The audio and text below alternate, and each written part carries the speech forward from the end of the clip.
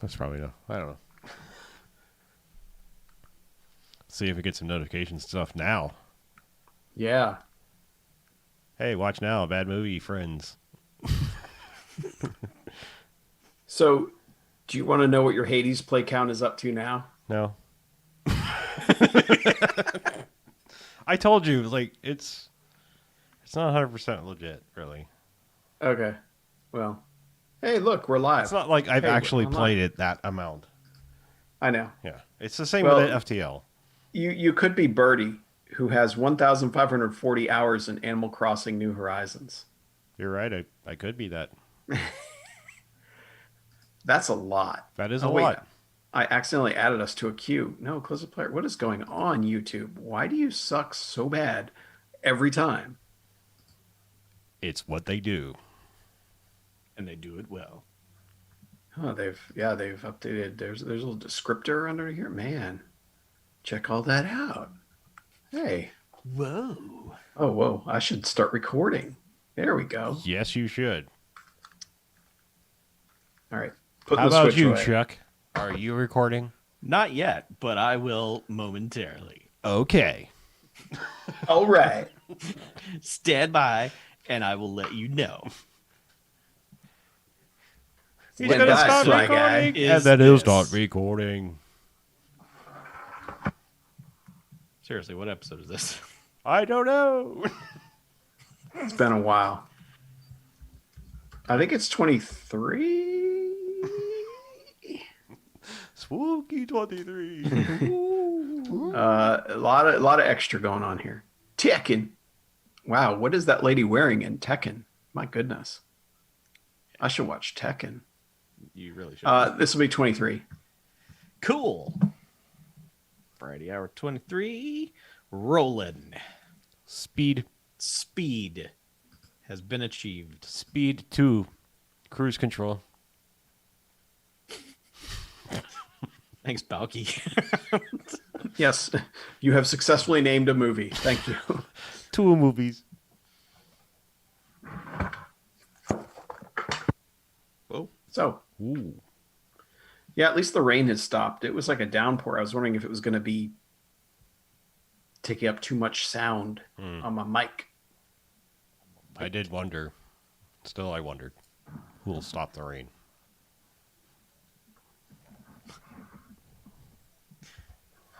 Uh-huh. Yeah, I don't know. Who knows? I don't have an answer, man.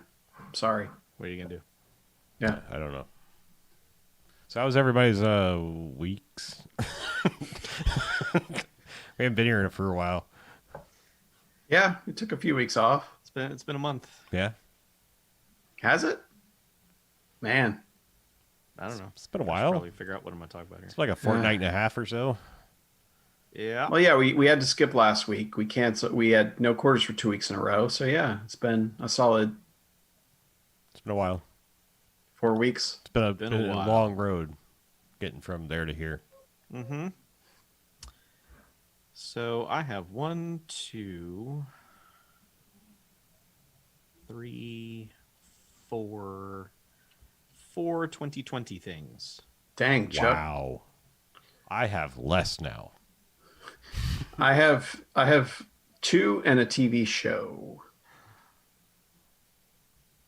But I'll be brief about the TV show because I'm only 3 episodes into the season. I have a TV thing and the documentary thing I have a documentary thing as well. and have a documentary. another TV-ish thing. And I have Hubert Halloween. Yes, that is on my list as well. Should probably start with that. Oh, did someone tweet? Yep. I should retweet that. Sorry. Tweet. Oh, yeah. So you have to announce the tweet by saying I tweet. apologize. I don't like that it brings you to the... And of course, like literally as I do that, my dad calls. Go talk to your dad. No. And I will talk amongst ourselves. No, he'll want to talk for like 45 minutes, and I can't deal with that right now. He's snowed in, so he's kind of... He snowed in? snowed in. He's losing his mind. Keep calling you. He's gonna keep calling me. Nah. Nah. All right.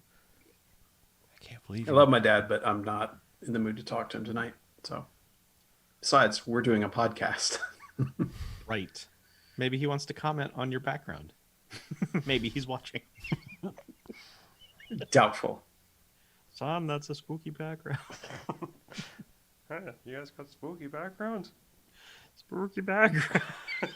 My dad is not Jens. I don't know why you guys are talking like that. It's very strange. I wasn't doing Jens. I was doing another thing. It's I don't know. It's from up north. Yeah. What, Ray Romano? Yeah. My dad is not Ray Romano either. Yeah, I'm like, sorry. welcome to Minnesota. He's from Fargo. Yeah. Oh, Hi-ho, Josh. jeez.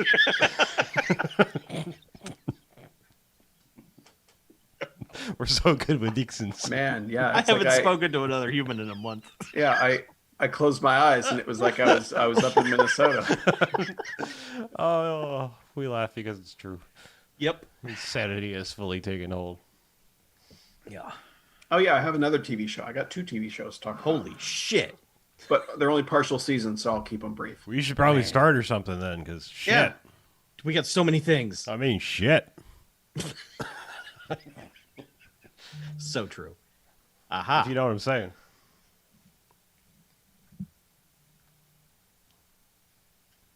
Yeah.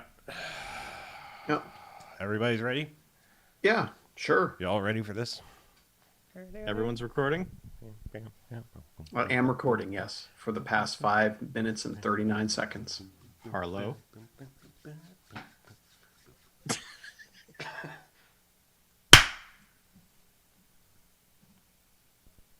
All right, welcome to the BMFcast Variety Hour. Hey, BMFcast Variety all right. Hour. Woo, Episode 23 of this Yeah. here thing. Correct. This experiment gone wrong.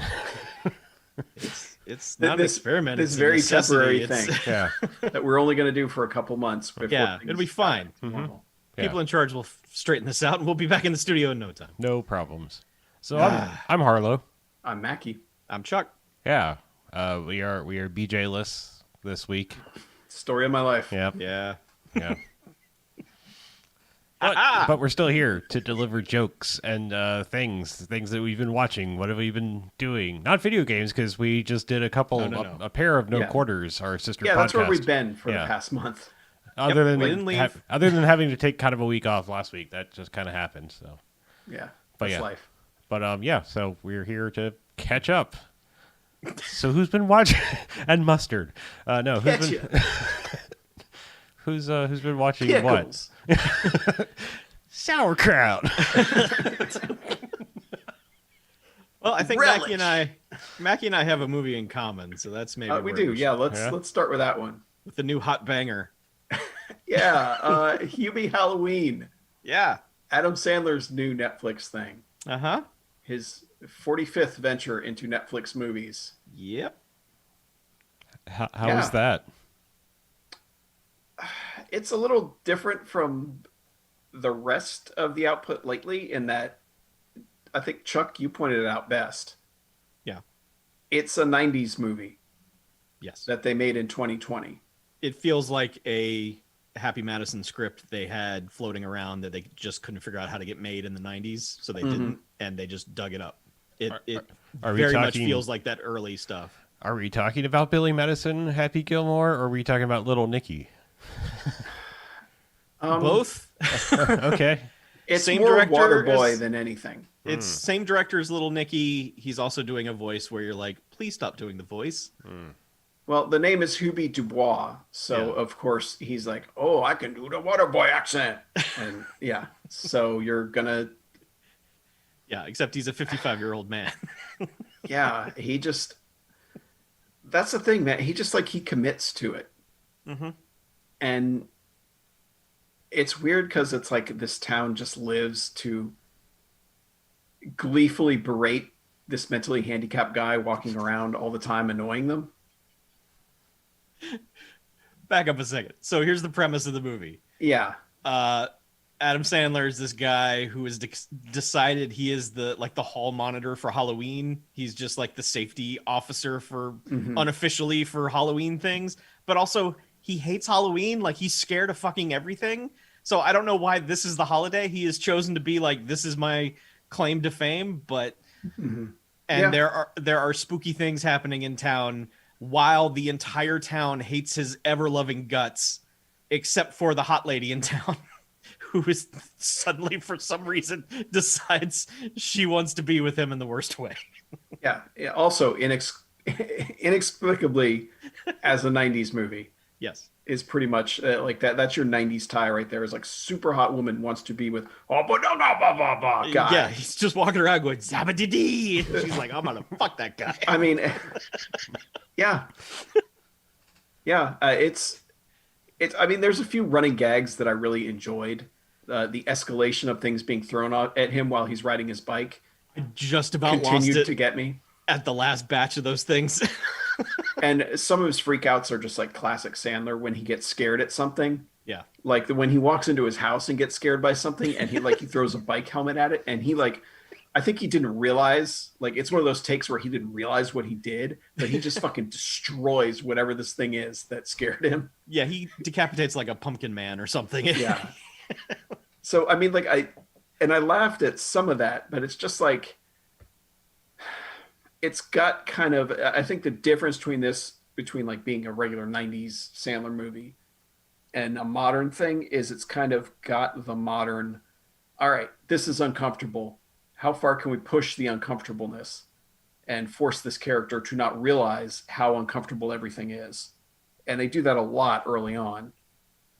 And that kind of doesn't work. Like I don't think Sandler and his characters are really designed well for that, if that makes sense.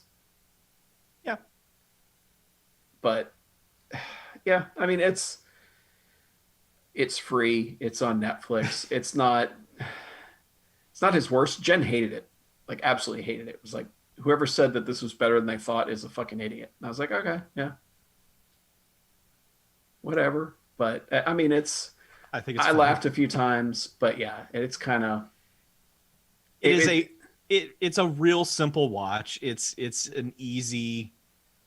It never strays so far to where you were just like, I want to punch my television. Mm-hmm. Like 10 minutes will go by and you're like sitting there recognizing, okay, they're doing jokes. I don't find any of these jokes funny, but then they will do something out of nowhere that is just hysterical. Yeah. I mean, there are a few true laughs in the movie, but yeah, they're like broken up. Like when the radio DJ shows up is actually pretty damn good as well near the end of the movie. But yeah, I mean, it's also got the modern Sandler movie problem of there's like 45 named characters in it. They're like, we're in this town and you're going to meet everybody. And it's like, okay, like, you know, where it's like, I feel like they could have had a much tighter movie if they had, you know, stuck with Ray Liotta, you know, and like right, Ray Liotta's in it. Yeah, combine some of his nemesis from the town into, you know, less characters. Yeah. You know, because like the Tim Meadows thing is pretty funny, even though it's kind of one note, it still kind of keeps working with him and Maya Rudolph. But it's still like, it feels like you could excise a couple of those characters and like, you know, shift them to one character and it wouldn't harm the movie that much. Yeah. Yeah, especially when you get to the end and you realize what the movie is doing and it seems to be omitting a lot of these characters for whatever reason. Yeah. I think the movie is rather aimless at times. It's just self-indulgent. They are just killing time, basically. They're not really doing anything specific, especially to the plot, for a long time, actually. And I think where the plot eventually goes is 100% wrong. Like, for the moral this movie is trying to convey, it doesn't go in the right place at all. You've got this scaredy cat that the town hates, and he needs to do something to become a hero, and the movie does not do it well at all. It's just more of a contrivance at the end to get everyone on his side. But yeah, it is very much the 90s unearned happy ending. Ending. Yeah. Which most comedies in that age had. I mean, it is so of that era that there are characters in this from Happy Gilmore. Yeah. So, I mean, it starts right away with a cameo from someone from Happy Gilmore playing that character. Mm-hmm. So, I just look at it. I'm honestly rather amazed if you think about it, because he's been doing this for 25 years now. And it's at the same level that he's been doing it since he started making movies. Mm-hmm. Like for better or worse, the movies are still what they are. It's get all your friends together and have a good time, what it looks like. And the fact that he is someone who is still doing it at that level 25 years later is impressive to me. Mm-hmm. They don't always work. I have liked some of the Netflix ones, and I have hated some of the Netflix ones. The Ridiculous Six is fucking garbage, and Murder Mystery is just a movie that has no jokes in it whatsoever. But occasionally one like this comes along, and because it was Halloween, it was the right time for it. So it was just, yeah, this is an okay thing. I would put this on. This is a thing that has some jokes in it, and some of them work. And like Mackie was saying, the escalation of one thing is just the running gag is so good. Yeah. Yeah. I mean, there is some good stuff there, but yeah, in general, it's just kind of like, all right. I wish he hadn't done the accent for the whole movie. Absolutely. Like, I wish he had just been a normal person. But, it's like, I think he gets bored doing that. So he has to be something else. And God help me, I not like you guys. I know you guys have been like, man, Kevin James should be launched into the sun. There are times that I think Kevin James is perfectly fine, and he is perfectly fine in this movie. Yeah. I forgot about him, but yeah, he is all right. Yeah. Yeah. I don't think I have a problem with Kevin James as a person. I think I just have a problem with Kevin James doing the discount Chris Farley thing. Not in this one. Well, yeah, he's absolutely not doing that here. That's the thing. There's no fatty fall down stuff. Right. With him That's in this one. That's what I had no tolerance for. Yeah, no, Adam Sandler is 100% the butt of the joke all the time. Mm-hmm. The entire town has focused their hatred on him. And it's so weird. It's just because he's old and out of touch and, wants kids to have fun in like a 1960s kind of way. Mm-hmm. And everyone is like, no, fuck you. There's a scene where he is running through one of those like modern haunted houses, and the people are doing their job, which is to try and scare him, and he's losing his mind, and you just see the reaction of these characters like, oh God, no, sir, sorry. Please. To the point where one guy's just like, sir, this isn't real, right? I mean, I mean, it's like there's enough talented people there involved in this that you end up with moments like that where you're just like, okay, that's great. Yeah. But the problem is I feel like they're all first draft stuff, or it's like, hey, I had an idea. I wanted to do this in a movie. And so they're like, yeah, we'll stick it in there. And it just kind of ends up there. But I have a feeling after 3 Hotel Transylvania movies, they probably had a notebook of quote unquote Halloween ideas. And it was just, let's do that. Mm-hmm. So I might watch it. The only Adam Sandler movie I've subjected myself to is Uncut Gems. I mean, so it's like I haven't really gone down any of the Netflix rabbit holes. And I mean, for you to say it's kind of like one of his 90s ones, at least that sounds slightly better than what little bit I know about Ridiculous Six and things like that, where it's just like, no. Yeah. I mean, it's another one of his things where all of his friends pop up in it in some way, shape, or form, but it's not as egregious as Ridiculous Six, where it's just like, you guys are just fucking around and getting paid for it. Stop it. Mm-hmm. So. Yeah, and it's not Grown-Ups where it's just like, we want a vacation. Right. Or Grown-Ups too, where they're like, let's have another vacation. Yeah. Yeah, totally fine. You can watch it. Okay, maybe I will. Okay. Do you have a Netflix subscription? I do. Then yes, you can watch it. Okay. Yeah. Yeah. So what else have you watched, Netflix or not? Me? Yeah. Oh, let's see. Hey, you watch something. While we were talking about some subscription things, all right. So I think I've hinted that I was watching the Vow, the Nexium documentary thing. Mm-hmm. Well, it's wrapped up, sort of. So it was a 9. Yeah, apparently they're on season 2 now. Yeah, how the hell? Yeah. Okay. So it was one of those weird HBO we're doing 9 episodes, and it's like, what the fuck is it with you in 9 episodes? But Yeah. So it was like by episode 9, it's not to say that I don't know if enjoying is the right word. It wasn't like, I don't know. I was motivated to keep watching it, but like by episode 9, I was like, all right, let's wrap this shit up, B. Like, get to the arrests and like, let's wrap this shit up. Like, there's only so many times you can like tell me, the horrible things that were happening to people where it's like, before I'm like, all right, fucking justice time. Like, let's get to it. Like, I'm in the future. I know this guy's in jail. Get to that fucking point, like, and then they were like, see, the Val part 2. And I was just like, fuck. Like, I'm like, no, not more. Like, you were not ready to Val harder. I was like, I think I'm done. Like, I was like, yeah, I got it. He's bad. Like, so I've heard a lot of people complaining basically that the main characters who are providing a lot of the footage and the behind the scenes stuff kind of seem like they're trying to make themselves look better and everyone else worse. And I mean, I haven't watched any of it, but this is just the stuff I've gleaned from a lot of people who are like, I think I have to stop watching this because I just can't deal with how it's kind of shown to be somewhat one-sided about everything that it's saying. Yeah. Well, I mean, that's like that the filmmakers kind of have to side with them or they don't get the footage, basically.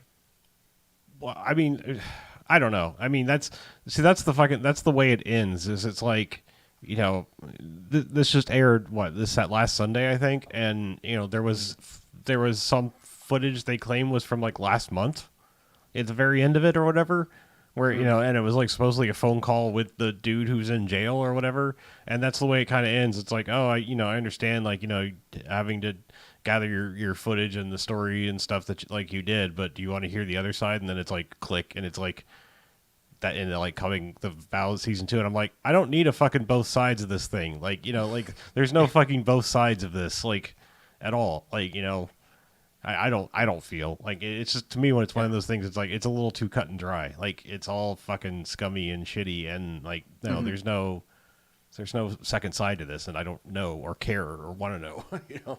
Like, and I, like I said, I was already like, okay, I get it. Like, a lot of this, like, it's interviews and stuff with people that have gotten out and survivors and things like that, but there's a lot of footage. Like, they were capturing a lot of footage while they were in the thing of the guy saying things on tape, and it's just like, you're gonna try to refute that? Like, I'm at the point in my life, it's like, if you're on tape saying shit repeatedly over a long period of time, you don't get to like tell your fucking side of the story. Like, what you say in private is fucking who you are. Like, and like, and it's like, at the end of the day, it's like, I'm real tired of this, like, trying to justify like horrible behavior in, what were other people like acquiescent to it? Sure, maybe, I don't know, but like, it's also a fucking cult, so it's all about messing with your mind and shit. So it's like, so it's like, yeah, maybe it was like taking advantage of like people who are in not a good mental state at the point in time, whatever, but it's fucking engineered to like harm people, and that's, last I checked, fucking illegal. So there's not really a both side to that. So whatever. And and the most innocent, it's a fucking pyramid scheme bullshit thing to bilk money from affluent people. At worst, it's a fucking sex trafficking slave trade thing, with like branding and shit. It's like, okay, like, either way, it's fucking shitty. There's not really another side to this coin, Yeah, so that's what I'm saying. It's just like, by the time it was over, like, I was really ready for it to be over, and then like that done. It's like, it's kind of like, it's like at The Last Dance, they'd be like, yeah, but what about The Last Dance 2? And it's like, wait, fucking Jordan retired. Like, what? There's no fucking that's the end. Like, what the fuck? And then he joined the Wizards. Yeah, like, I don't really give a shit about his time at the Wizards. Like, if you were just like that invested, you're like, oh man, final episode, here we go, like fucking into The Last Dance, it'd be like, Last Dance 2 coming soon. It's like, what? This is like Charles Barkley's side of the story. Like, what the fuck's happening? Like, I don't know. Like, yeah, I don't know. It was weird, but yeah, that's one of the things I watched. Cool. Do you want me to go on, or? I saw a documentary. Okay. I want to follow on that. Finally got to watch Beastie Boys' story. Oh, there we go. Okay, fine. Yeah, which is like a Beastie Boys TED Talk. Basically, with the last two Beasties that are still alive. I mean, it's, as someone who hasn't read the book and thought I knew a lot about them, there's like a lot of things I didn't know that show up there that, you know, was good. And it just reminds me of how many damn good songs they have. And, you know, basically like their first 5 albums are all classics in very different ways. Well, maybe like Ill Communication and Check Your Head are kind of the most similar out of all of them. But, you know, and I'm not really a fan of the first one, and they very clearly are not either. They seem to be like, they're fans of building up to the first album. And then it seems like everything after that, they're like, man, fuck that period in our lives forever. But they also spend a lot of time on it.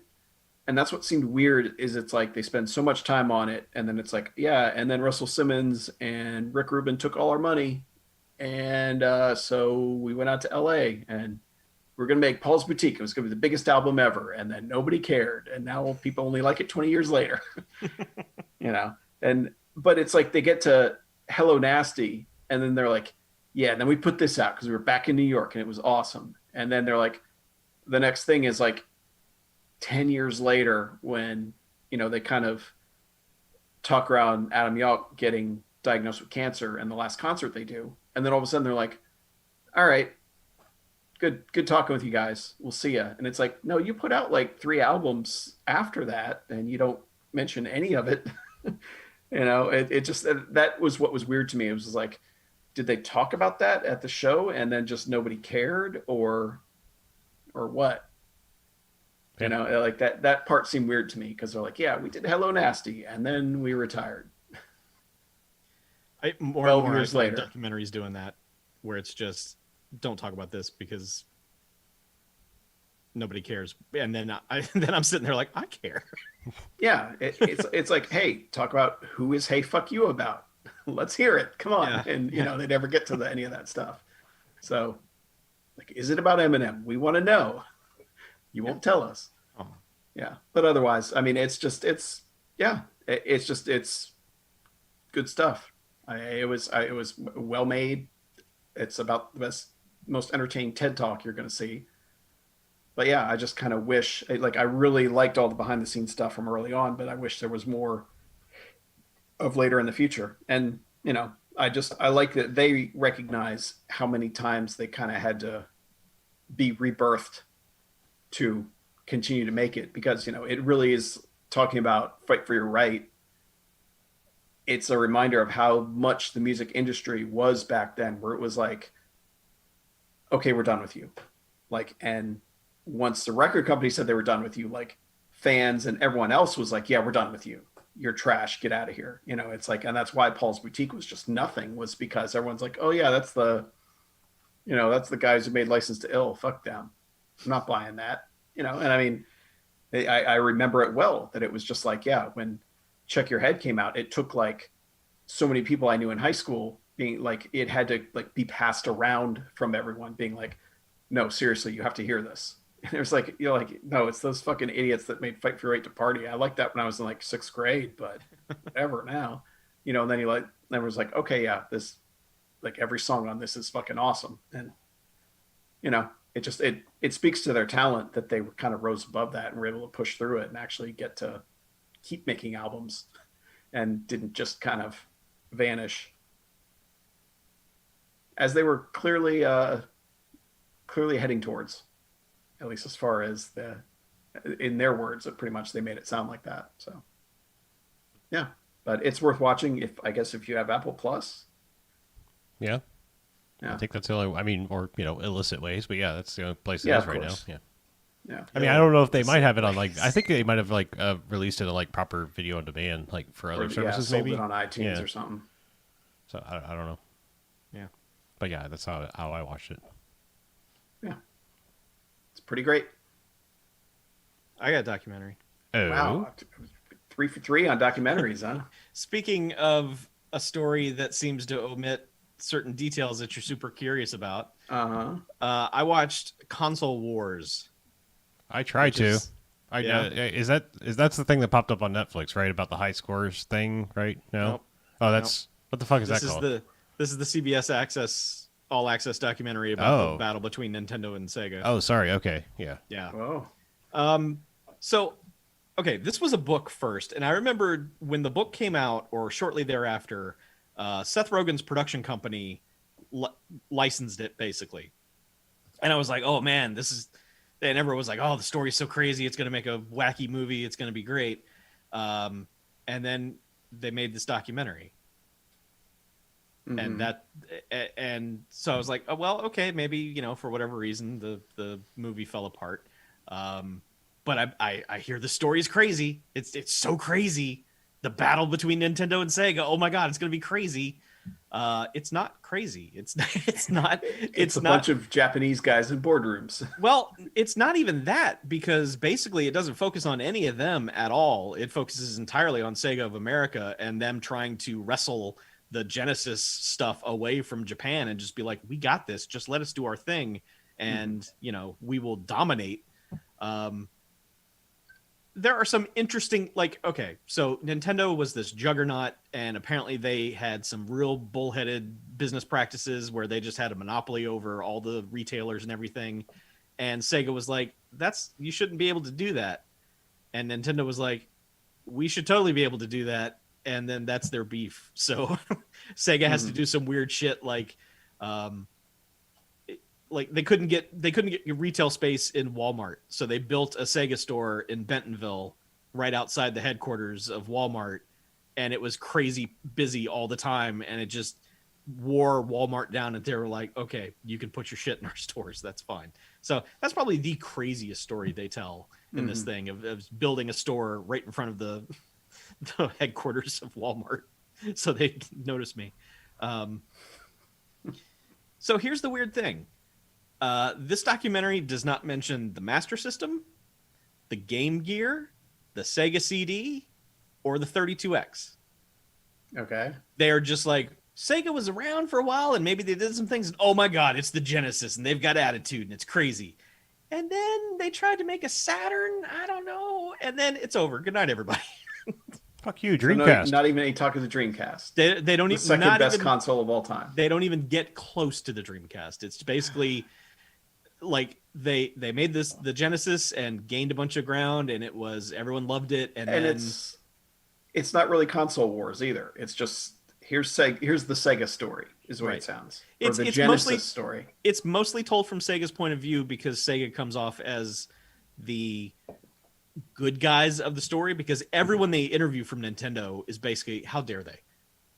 You know, we were doing just fine until Sega came along. How dare they?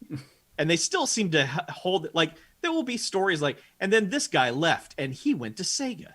How dare he? And it's like, the fuck, guys?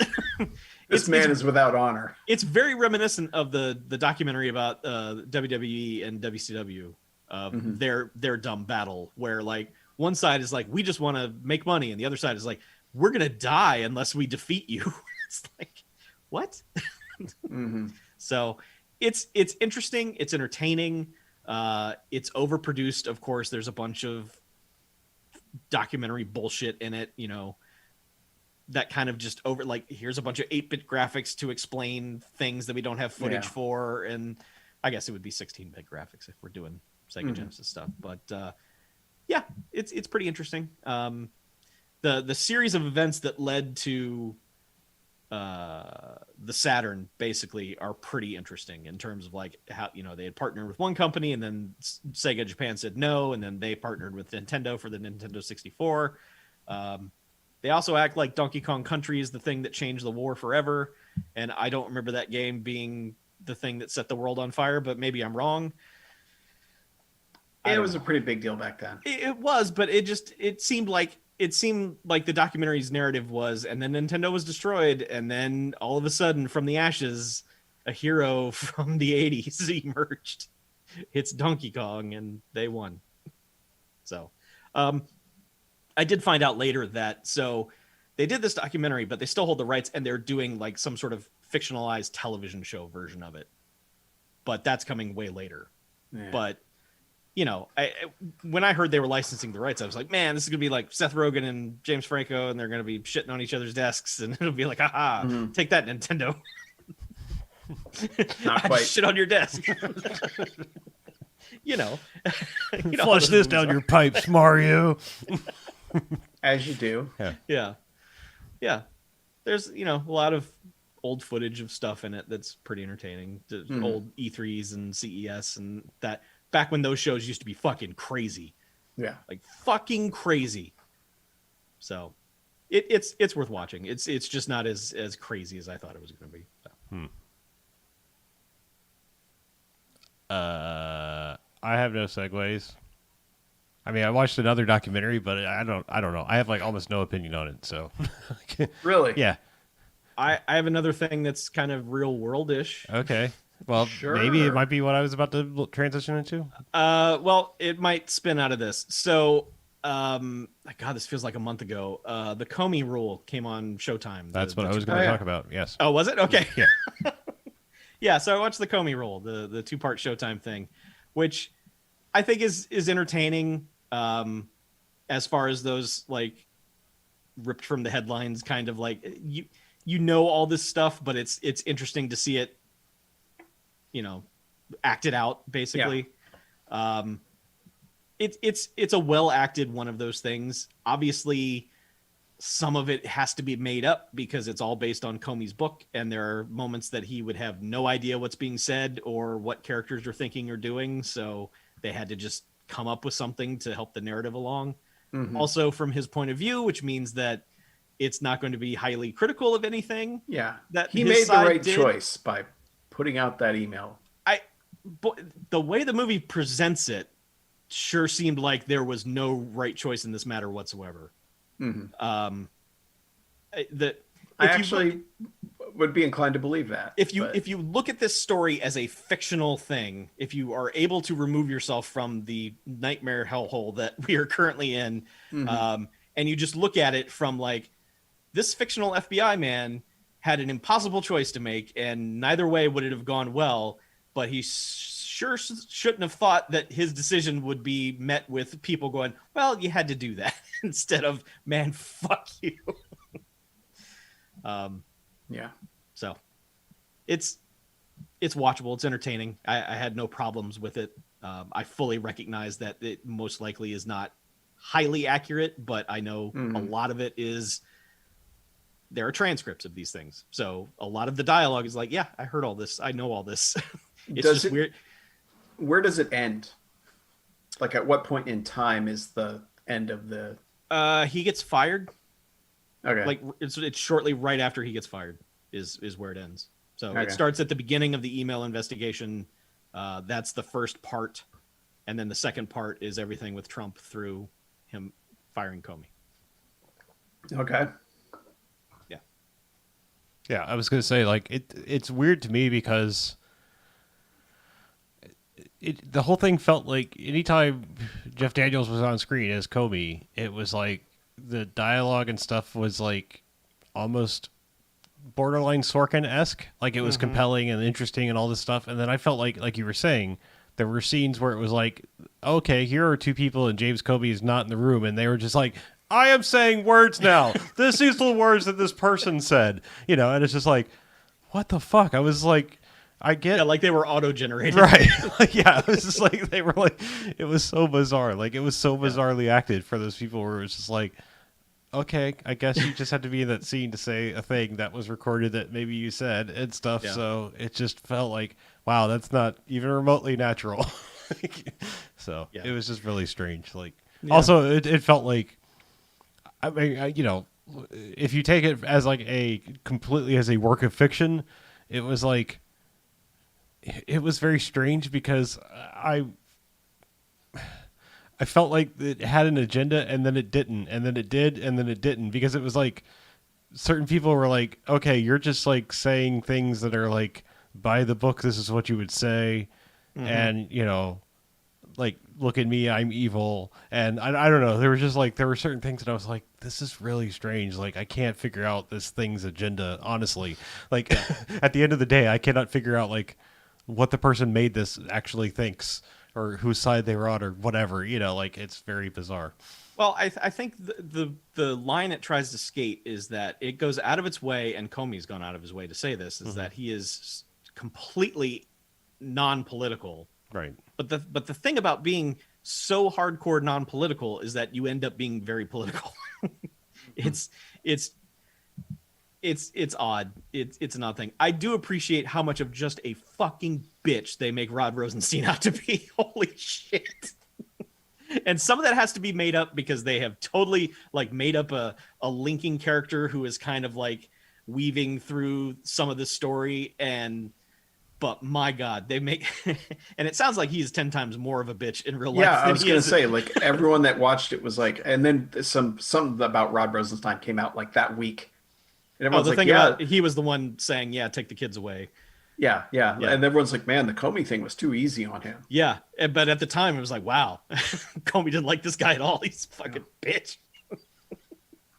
Yeah, turns out he's an evil bitch. Him and Reince Priebus, or however the fuck you say his stupid ass name. It was just like the way he was treated throughout, the way he was portrayed / treated was fucking hilarious. My favorite was like, "You need me for anything, boss? What would I need you for?" So good. Oh my God. Everyone who starts working at that White House is portrayed like just the biggest fucking idiot. It's so good. They're all just like, why is that bad? Why is this bad? Why is that illegal? I don't know. Did you know the president really is a big fan of interior design? Yeah, that's the thing. It was like there were times where I was just like, oh my God, like even I'm on your side, but fucking turn it down a notch of like your agenda. And then the other side, I was like, but wait, what the fuck? This person's horrible too. And there's what I don't know. The fuck is this thing? Yeah, it's such a strange, weird thing. Yeah, it is. I don't know. History will look back on it and go, what? And we'll mostly be like, yeah, that's pretty much what was happening at the time. Brendan Gleeson is way better than I thought he would be as Trump. It's a pretty good portrayal. He's not acting like a crazy person, like in terms of wildly overacting. Is just the dialogue that he has to say is the stupidest shit. But you also go, yeah, those are things that he said. I know he said them because he's a fucking idiot. And real quick, not even going to talk about it, but speaking of Brendan Gleeson, all the seasons of Mr. Mercedes, which were like a DirecTV exclusive show that vanished because they canceled that entire channel. They just deleted the channel. They were like, all this content's gone. Forget it. Wow. Peacock picked up that show, and it's streaming on Peacock now. You should absolutely watch Mr. Mercedes. It's a great show. All right. Is it about a guy that sells Mercedes? Nope. Oh. It's not. It's a lot worse. Does he rob a bank? No. Oh. Is he married to Mercedes Rule? No. God damn it. Okay. He's a cop and then a private detective. Oh.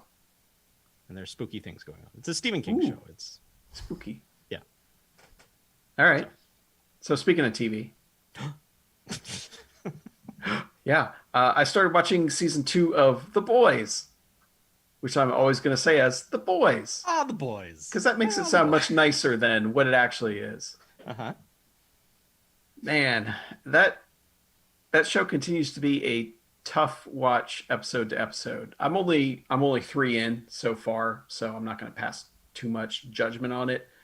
But it's kind of like, I think it's a lot like why I didn't get into wrestling, because follow me here. But I feel like every episode I watch, I feel worse than when I started watching it, because I don't know if now is the time for me to be watching a show where people with unlimited power abuse it gleefully and get away with whatever they feel like getting away with. Yeah, that's not your thing. Yeah. But it's also kind of like 95% of the time is just shitty stuff happening.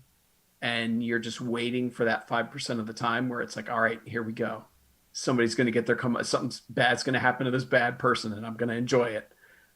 And I feel like that's like what wrestling is, because all I ever see anyone do on Twitter or whatever is bitch about wrestling, that, oh, the guy I hate won again. I hate this guy. Why does he keep winning? I hate him. And it's like, why can't John Cena win anything? It's like, it's like all it is sad John Cena horn song every week, Whoa, whoa, boom, boom. And then finally, like, the slow, sad John Cena song. Yeah, and everyone's waiting for the season finale of WrestleMania, where it's suddenly like, bah, bah, bah, he gets to beat somebody's ass, But it's like, he doesn't get to win at WrestleMania either.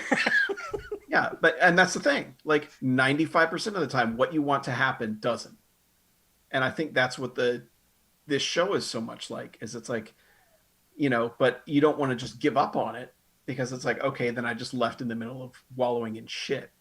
It's like, no, I have to see this person get their shit wrecked because they're a shit person who needs to get their shit wrecked. So it's kind of,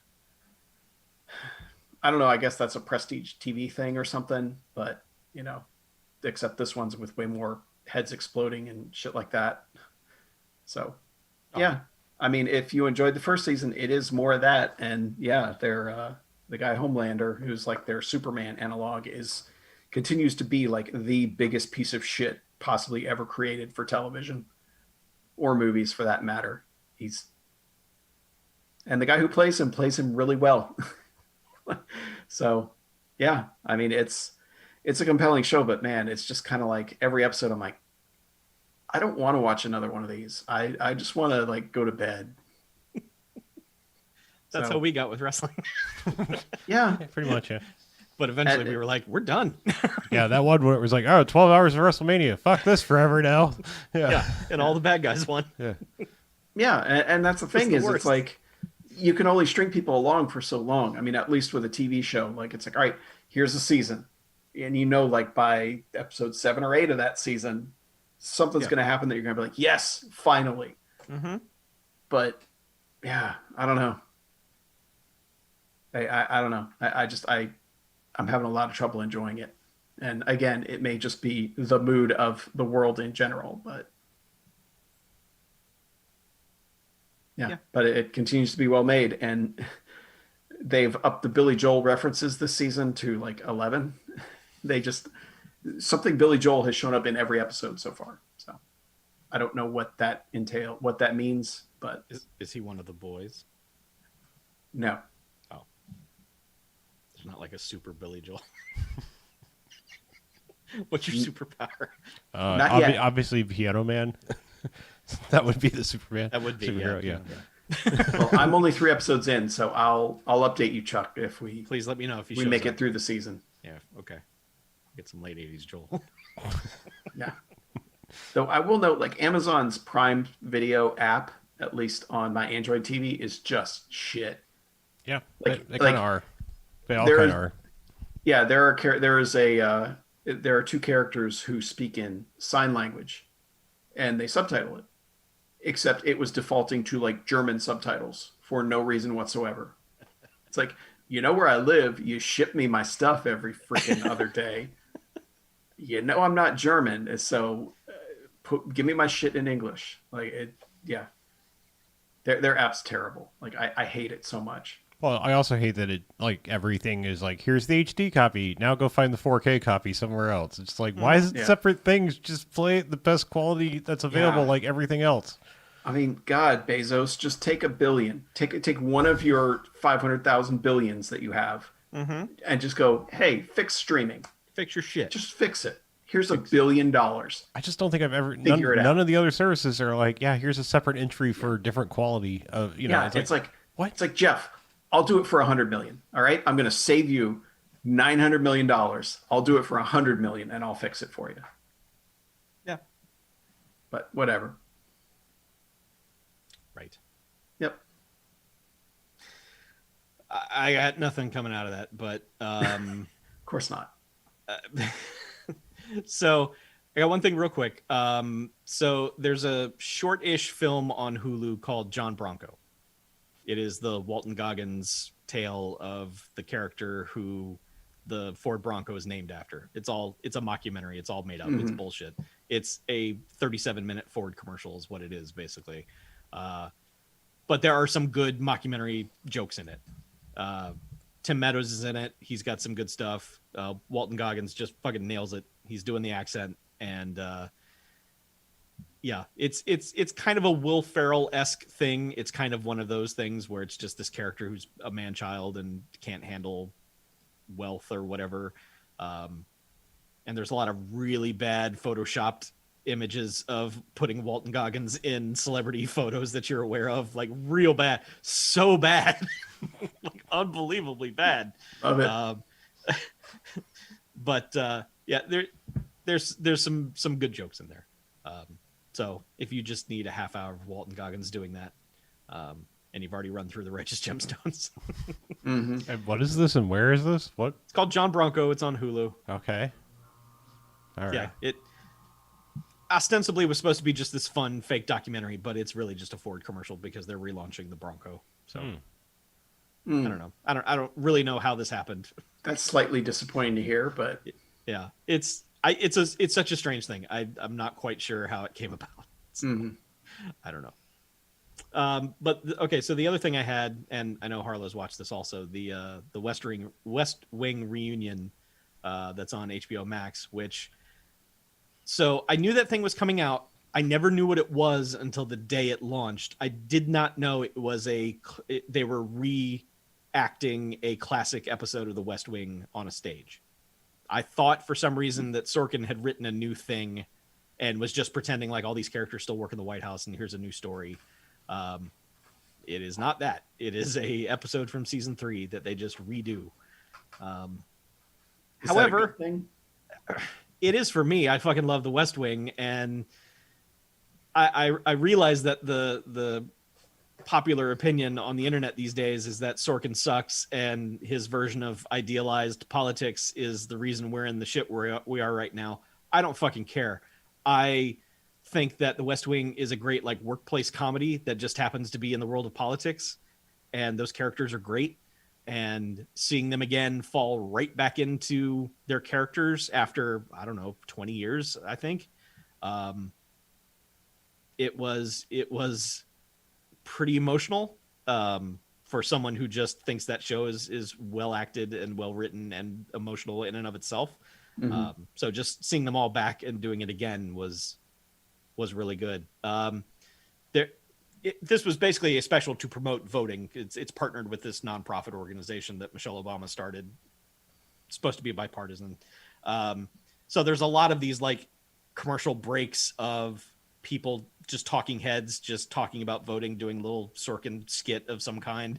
But there's one with Sam Jackson, and it is really good. Like, I'm surprised they haven't clipped that out and put that out there. It's like, you need to watch Sam Jackson be mad at you for not voting because it is a really good motivation of, I don't want to disappoint Sam Jackson. So concurred. If you like The West Wing, you should, and you haven't watched this by now, you should totally watch this. I have never watched The West Wing. Okay, well, sorry. You maybe should one day. It's a nice thing. It's a nice, good thing. So, that's all I got. Okay. I started Fargo season 4. I have not watched any of the other seasons of Fargo. What? I don't know why. Jen wanted to watch it. I guess like the Chris Rock commercials sold her or something. I don't know. But okay. Yeah, it's. I mean, they're not connected, but okay. I'm aware of that because it's set in the 50s. Yeah. In like St. Louis. And not Fargo. The other seasons aren't really set in Fargo either. The movie wasn't set in Fargo. They were going to Fargo. At least it had Fargo tie. They were going to Fargo. Yeah. The show is basically, Fargo is like a state of mind. It is just, it is a Coen Brothers tribute. It has. Yeah. That's how the first 3 seasons were anyway. They were heavily just, hey, do you like the Coen Brothers? Yeah. Well, I guess this is their Miller's Crossing season, would be my guess, because it's all gangster stuff. Okay. And thus far, it's been good. It's definitely they've figured out that mixture that has the like just the very incredibly serious stuff, and then just the absurd stupidity that can happen out of that. That is kind of like a Coen's trademark thing. So it's definitely aping that, but I'm still not sure, because the prologue that they have, which is a very extended prologue sequence before they finally get to the main credits in the very first episode, is fantastic. Like it is, like it could be its own little thing. And then after that, the show has just kind of meandered so much and not given you the information you need for so long that it's being 4 episodes in so far out of, I want to say 8, might be 10. I'm not sure. It always seems to be 8 or 10 these days, or if you're an asshole on HBO, 9. But I'm almost halfway through, and it's kind of like, where's any of this going? It's like you've set up a couple things, but you seem to have kind of resolved them already. And yeah, it's that's Fargo, the TV show. It's yeah, but Chris Rock is surprisingly good being non-comedic in it. And I was not, I was expecting the normal Chris Rock, but it kind of, the variation he's doing on that works really well for the character he's portraying. And yeah, I mean, it's a damn well made show. Like it's one of those kind of like that, like when you talked about Umbrella Academy, Harlan, where it's like kind of like, someone who has a vision and kind of isn't just, all right, I guess it's time for another season of Fargo. They're not doing that. It's like, okay, we have this story to tell. What is the most compelling way to tell it? And what is the most compelling way to film it and, edit it and everything else that, it's something I can appreciate even if I go, yeah, that nothing really happened this episode. At least I can go, yeah, but that was really well put together for nothing happening. If that makes sense. Oh yeah, it does to me. Yeah. So a couple of questions. How is Timothy Olyphant? He's great. Okay. He always is. He's not in it as much as you think, unfortunately. At least not yet. I kind of figured he wasn't. He doesn't really show up until like the very end of the first episode. Okay. And yeah, but he has one speech that he gives to these fucking gangsters that's like, Jesus Christ, that's so good. I hope if you end up liking this season, at the very least, watch the first 2 seasons. Okay. The first 2 seasons are really, really strong. Yeah, my understanding was the first one was basically, let's remake the movie, but we're changing things. Kind of. You think that's what it's doing. Yeah. But it's not. Okay. And then the second season is its own thing. The third season is kind of this esoteric. They're going. Nobody seems to talk about the third season at all. It's because it sucks. Okay. It's those Coen brother movies that no one talks about. It's the like ones Barton that are Fink? just like it. Even less than it's like The Man Who Wasn't There. It's that level of just bleak nothingness happening, and it's so unsatisfying. Whereas the first 2 seasons were so different, and the first 2 seasons keep doing this thing where it's like, oh, now it's this, pick your Coen brothers movie. They are very specifically, there are moments where it's like, oh, okay, we're doing the Miller's Crossing thing here now. All right. I'm okay with that, and there are moments where they will just randomly kick in the dramatic Fargo music. And it is so good. Like that music could be used for almost any dramatic situation that the main credit sequence that just this, it's that build of the Fargo theme. Like you'll know what Carter Burwell's from the movie. Yes, when you hear it, you'll go, oh, okay, yeah. Fargo's happening. There's Fargo about. Yes, that's Fargo. I there's some Fargo's happening.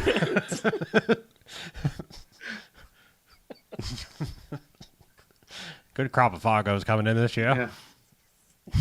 So yes. So when I watch that first season, when I hear the music, I should lean over and nudge Jen and be like, "That's Fargo." Yes. Wells, okay. That's Fargo. Yeah, but I think Bob Odenkirk's in the first season, and yeah, Billy Bob. Yes, also, which was a get at the time. Everyone was like, "Wow, you got Billy Bob to do this." Yeah, and now it's kind of like, "Oh, yeah, I guess you got Billy Bob to do this." He's good in it. He doesn't seem like, oh shit, I'm doing a television show now. He's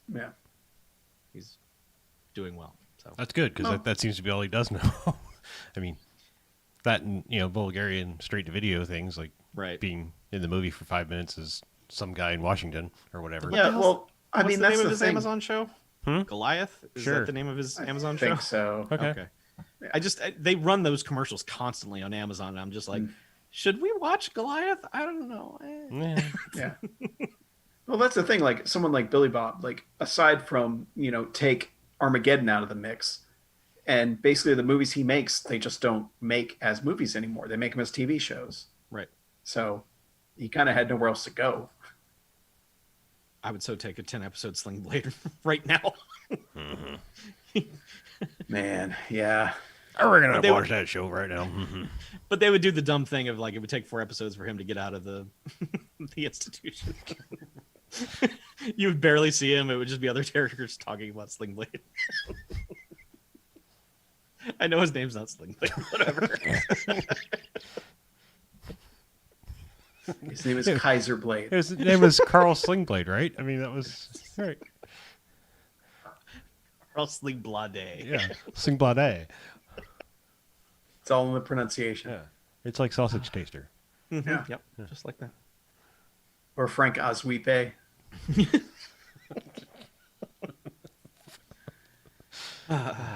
Yeah.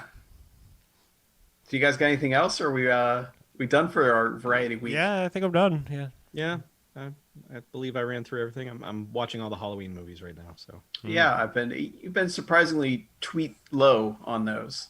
tweet low. Yeah, like I expected you. Like you're already on like Halloween 6, and you've Yeah. only tweeted like 8 or 9 things.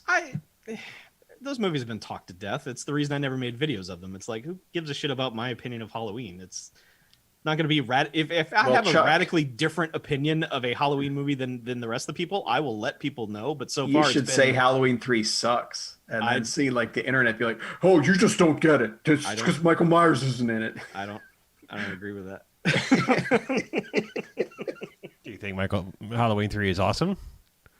It's fine. It's good. It's a good film. Okay. I've never seen it, so. No, Chuck. I don't think you Should understand. I watch it? Should I see it? Should I see Halloween 3? Nobody else. Should I watch all the Nobody else Halloweens? appreciates Halloween 3. Should I watch all the Halloween? Or No, you should not watch all of them. Dude, Okay. the first one is still so good. Well, I've seen the first one. You should watch 1 through 3. Okay. And I'll get back to you. Okay, Halloween, I'll get back to you. Okay, I'll watch Yeah. that one, those 4. Well, you didn't like the Blumhouse one, right? No, Was I it didn't. Blumhouse did the Yes. modern one? Yeah. Yeah, I did not like it. That's a bummer. That's yeah, a blummer. but A lot of people seem to, but yeah, not your thing. it'll be now that I'm watching it. I'll watch it again in context of having watched all these others and see if my opinion changes on it, because I was so far removed from all the other films when I did watch it. But I think my problems with that film will still stay the same. I think that film is stupid. But if all these other ones that suck wear me down to the point where I just want someone to try to make a good one again, maybe it'll go up in my mind. And I've never seen the Rob Zombie ones, so that's when I get there, it's going to be a treat. Oh yeah, those. I thought that was the ones you were talking about. What? No. ones? No, the brand new one. Oh, the new ones. Okay. So that's it. Yeah. Did they just make the one? They made the second, but they pushed the release back to next year. Yeah, they're making 2 more. Okay. These are the Danny McBride co-written ones, which still Danny McBride, what the fuck? exactly. So I think I've seen the first Rob Zombie one. I think I've seen the original one and then the remake, and I think that's the only Halloweens I've seen. You might be all right. Yeah. I think watching 1 and 2 back to back is still a good time. Okay. Those 2 are meant to be watched back to back, since it's just a direct continuation of the exact same story. So it's like Friday the 13th. Sure. Yeah. Sure. Those movies respect continuity. Oh, this one, Halloween does not? Halloween 1 and 2 absolutely do. Doesn't Friday the 13th like do the Star Trek thing? Isn't 4, 5, and 6 connected, but then otherwise no? Like, isn't that where like the whole Tommy Jarvis thing I thought storyline Friday is? the 13th, the first 3 were like basically, all right, here's the next day. Oh, 1 through 6 are all kind of connected, but they fuck it up. okay. Like they always just fuck it up. It's always this was yesterday, but also it's 5 years later, and Okay. I just thought 4, 5, and 6. It was all Tommy Jarvis, like little kid to bigger to like now he's full grown and he's like the Jason killer or whatever. Yeah. 4, 5, and 6 definitely is an arc, but it's not a very good one. Especially since 5 ends with Tommy Jarvis being the new Jason, and then 6 is like, nah, forget that. That's stupid. Don't do that. Yeah, because Halloween 4 does the same thing of just like, now this person's the killer, and you're like, oh, and then the next one's like, nah, they're not. Yeah, I'll be interested to hear what you think of the Rob Zombie ones, because that was just during that whole like Platinum Dunes era of horror movies that is just not my thing at all. Nope, they're all bad. I keep hearing good things about. The only one that I hear decent stuff about is the Friday the 13th remake, if only because like the first 3 movies are condensed into like the first 20 minutes. I will never understand why people like that. I literally push stop on it. I rented the DVD from Blockbuster, push stop 40 minutes into it, and was like, I never want to watch another second of this. Really? This is trash. So okay. I don't know. Maybe I'll get back to it one day, but I think I own it because I bought that giant pack at some point where it was $13. So yeah, I have it on Hulu somewhere. I think I thought that one was all right. Or Vudu, as far as they go. But like the Texas Chainsaw Massacre remake was just like, oh man, fuck everything about this. Like Nightmare on Elm Street was garbage. Yeah, like all of them. Like that Platinum Dunes era just didn't do anything for me.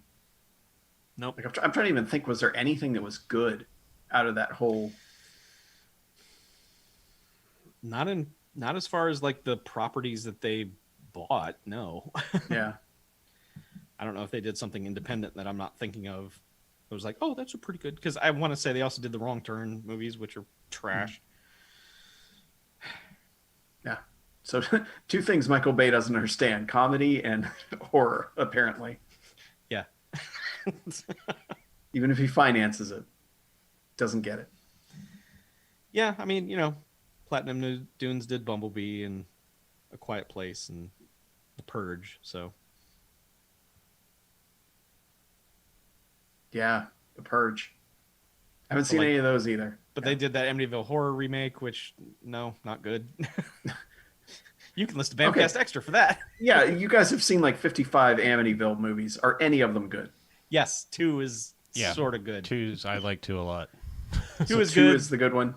2 is good. The one with the garage sale is interesting because it sets in motion everything else afterwards. Oh wait, so there's Amityville garage sale? Yes. Mm-hmm. Amityville 4 is them just selling all the shit out of the Amityville house, and then for the rest of the actual movies, it's like, here's a thing that was in the Amityville house, and it's spooky. Yeah, wasn't there a spooky cuckoo clock or something? There was a spooky cuckoo clock. Yeah. So it was kind of like The Ring, except Amityville, you were just passing off items from the house instead of any fucking knickknacks that were in the Amityville house are now spooky. I think the Ryan Reynolds Amityville Horror is better than the original Amityville Horror. Yes. Yeah, I think that was the agreement we made. Yeah. That first Amityville Horror is real bad. Yeah. It is a bad film. It's so bad it makes the second one, which probably is also a bad film, but the second one is actually doing interesting things because it's directed by an Italian who's doing some weird ass camera shit. I also will go down to my dying day swearing that that's where they got the character model for Dirk Diggler. Yeah. Is that kid in that movie. Yeah. You're probably not wrong. Yeah. Like, and it's like a weird version of like, up to a certain point, it's also like cocained Dirk Diggler as he becomes demon possessed. And then at a certain point, it's like, okay, it's no longer Dirk Diggler because he's a full on fucking demon now. But like slowly through the progression, it's like Dirk Diggler getting addicted to cocaine. Yeah. Yeah. So, whatever. Yeah. 2's pretty interesting. Yeah. It's a movie. Yeah, it is. Correct. Well, verified. High praise. It's a movie. Love it. That's the kind of analysis you get on BMFcast Extra. Mm-hmm. Anyway, see you next week. It's a movie. Boy, that has encouraged me to pay $1 on the Patreon at patreon.com/BMFcast. You can too. Yeah. And all that hot content where we identify things as movies or not movies can be yours as well. Yeah. So you guys are 6 months ahead there? Is that what it is? The first pandemic episode just went up on the main feed.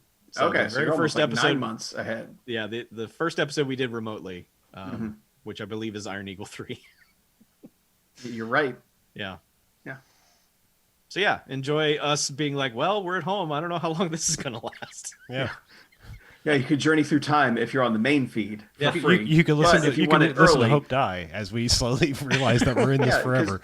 have you guys done episode 200 yet, or is that the next one? That's the next one. Okay, good deal. But yeah, go to patreon.com/BMFcast.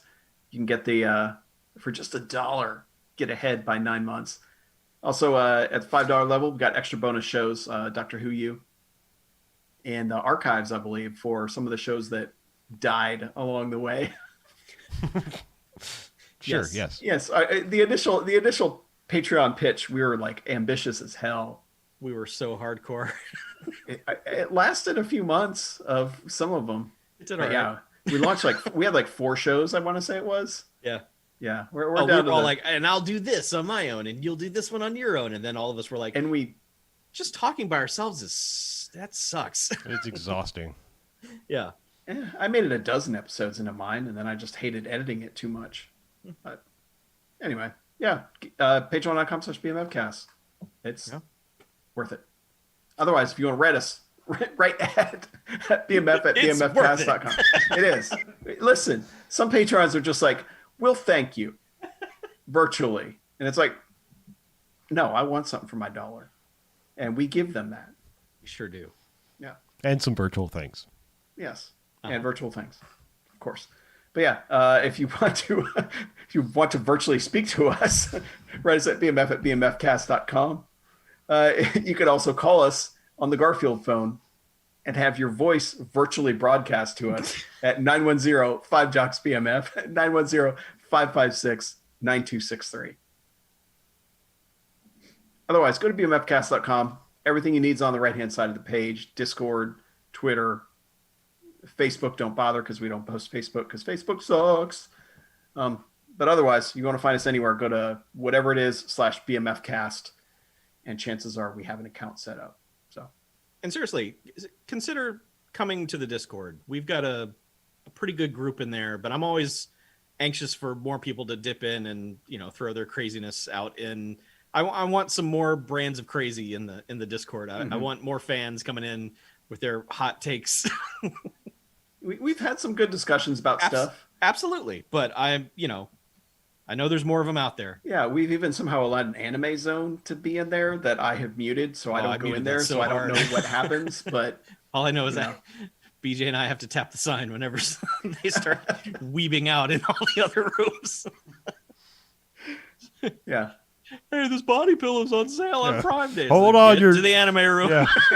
Keep your creeping weeb away from us. Creep.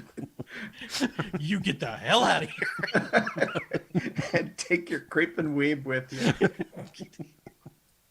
Just kidding. We love you guys. Yeah, we do. Like, and that's the thing is I'm shocked at how civil we keep it in there. Because there's some days I walk in and I'm just like, I'm gonna be an asshole, and everyone's like, "Nah, it's cool, man." Yeah. Well, I think we've got a group that understands us.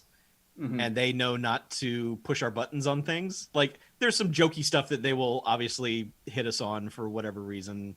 Mm-hmm. It's usually Jens and J-Mac are tag teaming us on some dumb opinion, but most people know exactly who we are and our thought process on things. So there's not a lot of just unpleasantness. Yeah, but we still get some good discussions about different movies and stuff going on, and video games and basically everything under the sun at this point. So, yeah, it's a good crew. I like them. Good crew. Yep. So anyway, shall we get out of here? Yeah, let's do it. We shall. All right. Well, until next time, I'm Harlow. I'm Mackie. I'm Chuck. And this is BMFcast out. Motherfucker. Somebody gave us a thumbs down on the live stream. What? Sweet. A dislike. I don't know. Somebody that I don't know. Looks like Indie Phantom did not like the Blumhouse Halloween either, so it was not him because he agrees with you, Chuck. All right. I don't know. It's maybe probably someone who was like, Chuck's not making Halloween content again. Thumbs down. Fuck you, buddy. Oh man, I bet you have not missed it at all, have you? No, not at all. And I have not missed the stressed out. Okay, the stressed out email from Chuck that goes, "Here's how quick they banned this one. Yeah, here's how fast this shit got flagged." Here's the thing: even if this year had gone pitch perfectly, and I could have done it, which there was no way because my entire prep time was eaten up by being furloughed. Even if I could have done it this year, as soon as that fucker got the coronavirus,